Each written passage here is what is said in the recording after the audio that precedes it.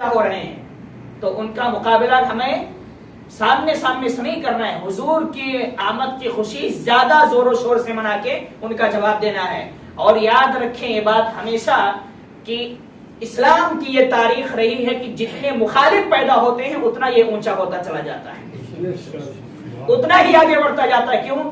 اسلام کی فطرت میں قدرت نے لچک دی ہے, جتنا ہی دباؤ گے اتنا ہی وہ ابھرے گا. یہ اس کی شان ہے کہ اس کو بڑھانے کا ذمہ اللہ نے لیا ہے. جس نے اس کے مخالف پیدا ہوتے جائیں گے, جس میں حضور کے دشمن پیدا ہوتے جائیں گے, اتنا ہی حضور کا چرچا بڑھتا چلا جائے گا. تو ہماری اور آپ کی ذمہ داری صرف ایک ہے کہ حضور کے نام پہ چرچا کرنا ہے, ان کی آمد کی خوشی منانا ہے, اپنے گھروں کو سجانا ہے, محلوں کو سجانا ہے, مسجدوں کو سجانا ہے, اپنے گھروں پہ چھوٹی چھوٹی محفلیں کرنا ہے. یہی بس طریقہ ہے. اور ایک طریقہ اور بھی ہے جس کو ہم ہمیشہ منع کرتے ہیں, جلوس بھی نکالنا ہے. لیکن جلوس کا بھی طریقہ ہوتا ہے. وہ طریقہ جو ہم صرف اپنے نفس کو خوش کرنے کے لیے کرتے ہیں وہ نہیں ہونا چاہیے. ہم جلوس میں شریک ہوں تو بھی ہماری ذمہ داری یہ بنتی ہے کہ بس وہی کام ہونا چاہیے جس سے اللہ کے رسول خوش ہوں.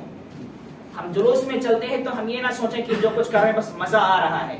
حضور ہمیں دیکھ رہے ہیں اور ملاحظہ فرما رہے ہیں کہ یہ میرے جلوس میں جا رہا ہے, کس مقصد سے جا رہا ہے, میری محبت میں جا رہا ہے یا پھر ٹپوری گری کرنے کے لیے جا رہا ہے. یہ سب حضور دیکھتے رہتے ہیں. ساری چیزوں کا نظارہ حضور کی طرف سے ہوتا ہے. اگر ہم حضور کے محبت میں جو کچھ بھی کرتے ہیں, حضور یقیناً قیامت کے دن ہمیں اس کا اجر ضرور دلوائیں گے. اور اگر ہم نے ان سے نفرتیں کی ہیں, ان سے دشمنیاں کی ہیں, قیامت کے دن جب ہر جگہ سے ہمیں جواب مل جائے گا تو آخری دربار جو ہمارے لیے نجات کا رہے گا وہ کون سا رہے گا؟ رسول اعظم کا دربار رہے گا. وہی ہمیں جا کے نجات ملنے والی ہے. اب آپ سوچو, حضرت آدم سے لے کر عیسیٰ علیہ السلام تک سارے انبیاء, سارے رسول کے پاس ہم گئے, سبوں نے کہہ دیا بھائی ہماری بس کی بات نہیں ہے, جاؤ تم کسی اور کے پاس. ہم خود پریشان ہیں, ہم اپنی امت کو دیکھیں کہ تم کو دیکھیں. عیسیٰ علیہ السلام کے پاس جب ہم جائیں گے تو عیسیٰ علیہ السلام یہی فرمائیں گے نا, اذهبوا الى محمد صلی اللہ علیہ وسلم. سارے انبیاء نے کہا دوسرے کے پاس جاؤ. عیسیٰ علیہ السلام نے یہ نہیں کہا دوسرے, سیدھا راستہ بتا دیا, بھائی دوسرے کے پاس جا کے کچھ نہیں ملنے والا, سیدھا محمد کے پاس جاؤ, بھٹکو مت, وہی تمہیں نجات ملنے والی ہے, انہی کی شفاعت سے تم جنت میں جاؤ گے. اب ہم وہاں بھاگتے ہوئے جائیں گے, یا رسول اللہ آپ کے امتی ہیں, آپ سے محبت کرتے ہیں, آپ کے غلام ہیں, ہماری شفاعت فرمائیے. اگر حضور نے پلٹ کے پوچھ لیا کہ میری محبت میں کیا کیا ہے, کون سا ایسا کام تو نے کیا ہے جو میری محبت میں کیا ہے, ثبوت پیش کر, تو یہی کہیں گے نا, جلوس میں ہم بائک لے کے ہوم 4-5 دن ہفتے سے پہلے بائک کو تیار کرتے تھے, اس کی آواز زبردست کرتے تھے تاکہ پورے جلوس میں ہماری بائک چلے تو ہمیں دیکھنے والے سمجھ جائیں کہ فلاں صاحب کی بائک ہے. یا رسول اللہ ہم نے یہی تو آپ کے لیے کیا ہے, یہی جواب دیں گے. اور جو لوگ کہتے ہیں کہ حضور کی آمد کی خوشی نہیں منانا چاہیے, ان سے پوچھا جائے گا یا رسول اللہ ہم نے تو منع کیا, لوگوں مناؤ ہی مت. جو منانا چاہتے تھے بیچارے وہ بھی ہم نے منع کر دیا, مت بناؤ, حضور تو ہماری طرح ہے.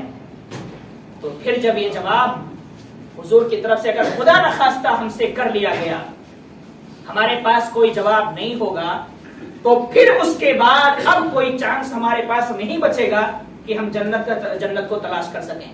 آخری دربار ہے, وہاں سے دھتکار دیے گئے تو پھر سوچ لو کہ نہ ماں باپ کام آئیں گے, نہ بھائی بہن کام آئیں گے, نہ دوست و احباب کام آئیں گے, نہ کوئی کام آئے گا. بس سیدھے فیصلہ ہو جائے گا کہ اسے اٹھاؤ جہنم میں ڈال دو. تو ہم جو کچھ بھی کرتے ہیں, ہماری عبادتوں میں, ہماری ریاضتوں میں, ہمارے اعمال میں کمی ہو, اللہ معاف کر سکتا ہے. لیکن حضور کی محبت میں گستاخی ہو, ان کے ساتھ بے وفائی ہو, غداری ہو, اس چیز کو اللہ کبھی بھی معاف نہیں فرمائے گا. یہی وجہ ہے کہ ہمارے اسلاف نے اپنی کتابوں میں لکھا کہ تم عبادتیں کرتے رہو, حضور کی محبت میں کمی مت کرنا, کبھی بھی تمہاری عبادتوں میں کمزوری رہے گی چل جائے گا, اللہ معاف کر سکتا ہے. لیکن حضور سے سچی محبت رہے گی تو اللہ تمہیں جنت میں داخل فرما دے گا. لیکن اس کا یہ بھی مطلب نہیں کہ حضور سے محبت ہے تو نماز ہی چھوڑ دیں, ہم روزے چھوڑ دیں ہم, کہ یار حضور سے محبت کرتے ہیں جنت تو ملنے ہی والی ہے. یقیناً ملے گی, یہ سرٹیفکیٹ تو حضور نے دیا ہے کہ مجھ سے محبت کرتے ہو تو جنت ملے گی، میں جنت میں لے کے جاؤں گا، لیکن جو گناہ کرو گے نا پہلے اس کو بھگتنا پڑے گا۔ ایسا نہیں ہے کہ مرے اور حضور سے محبت ہے جو جنت مل جائے گی، قبر میں بھی دھلائی ہوگی اور حشر کے میدان میں، قیامت کے میدان میں سب سے پہلے جہنم میں ڈالا جائے گا۔ جتنے گناہ ہم کیے ہیں اس گناہ کے برابر ہمیں عذاب دیا جائے گا، جلایا جائے گا، سانپ بچھو سے کٹایا جائے گا۔ اس کے بعد جب ہم پاک صاف ہو جائیں گے نا تب ایمان کی وجہ سے جنت میں داخل کیا جائے گا۔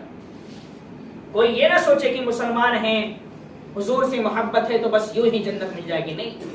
اگر ہزاروں سال لگ گئے ہمارے گناہ کو عذاب، ہماری گناہ کی وجہ سے جو عذاب ملنے والا ہے وہ عذاب دینے میں ہزاروں سال لگیں گے تو ہزاروں سال ہم کو پہلے جہنم میں رہنا پڑے گا اور اس عذاب کو سہنا پڑے گا۔ جب عذاب سے ہم پاک صاف ہو جائیں گے تب ہمیں جنت میں داخل کیا جائے گا۔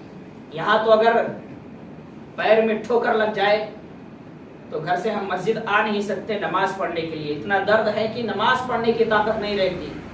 وہاں تو پھر ہتھوڑے پڑیں گے، قبر میں سانپ بچھو کاٹیں گے، ڈسیں گے اور ان کا زہر اتنا خطرناک ہوگا اور ہتھوڑے اتنے وزندار ہوں گے کہ فرمایا گیا ایک ہتھوڑا پڑتے ہی جسم چکنا چور ہو جائے گا،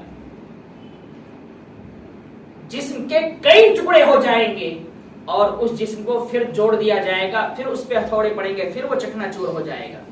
یہ ایک ہتھوڑے کی طاقت ہے جس کی مثال یہ دی گئی کہ اس ہتھوڑے کو اگر اس دنیا کے کسی سب سے بڑے پہاڑ پر رکھ دیا جائے صرف تو اس کا وزن یہ پہاڑ بھی برداشت نہیں کر پائے گا، یہ پہاڑ زمین بوس ہو جائے گا، وہ ہتھوڑا اتنا خطرناک ہوگا۔ اسی ہتھوڑے سے ہمیں ٹھوکا جائے گا اگر ہم حضور کی محبت میں کمی کریں گے تو، اگر ہم اپنی عبادتوں میں کمی کریں گے، اپنی ریاضتوں میں کمی کریں گے تو، نماز چھوڑیں گے تو یہ سب عذاب ہمیں ملنے ہی والا ہے، کوئی اس سے نہیں بچا سکتا ہے۔ اس لیے حضور کی محبت میں جو کچھ کرو سچے دل سے کرو، یقین کے ساتھ کرو۔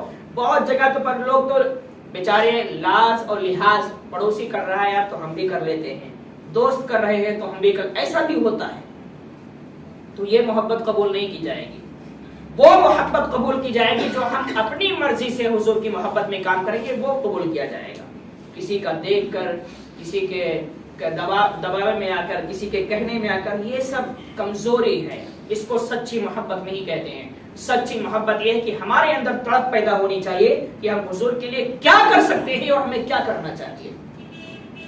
تو میلاد النبی کا مہینہ آ چکا ہے، جس قدر بھی ہو سکے اللہ نے ہمیں اور آپ کو نوازا ہے، حضور کی آمد کی خوشی منائیے، جتنا ہو سکے ان کے نام۔ اس مہینے میں ایک چیز کا اور دھیان دینا چاہیے، ہم جیسے اپنے گلیوں کو، محلوں کو، گھروں کو سجاتے ہیں نا، ایک چیز کا اور دھیان دیجیے جو حضور کا سب سے بہترین عمل تھا، وہ کیا ہے؟